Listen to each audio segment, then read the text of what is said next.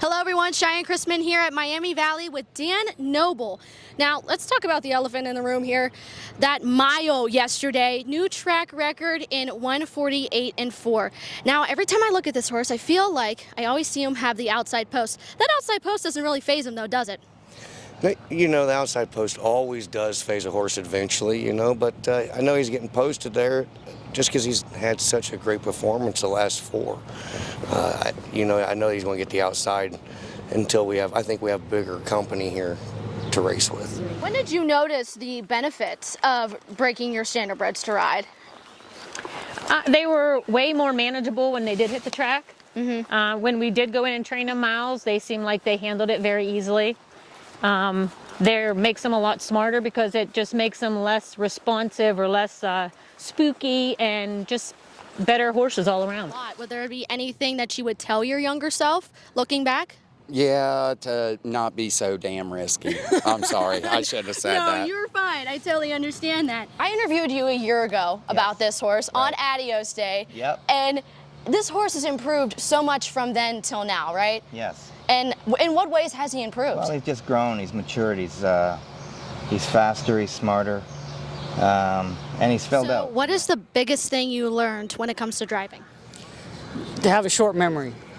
Because you might be having a great day and whatever you do, it all works out. Then the next day, you might have horses in the perfect spot every time, then it just doesn't work out. So just do one race at a time and walk away from it and just, look to the next one and try to go from there. What horse is that right there? That is Native's Liberty. Native's Liberty.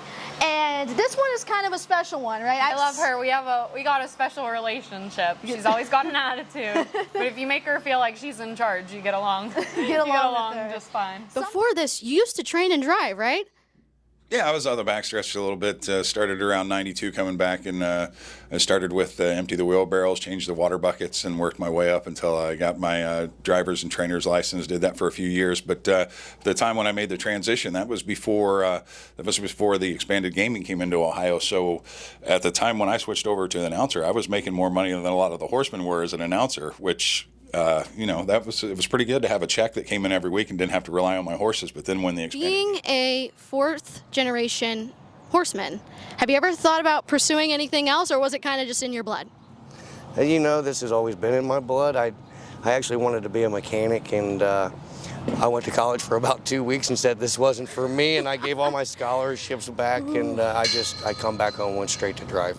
You were the leading driver at Dayton in 2022. So what are your plans for 2023? Are you going to try to defend that title? Oh yeah, Dayton's my favorite place.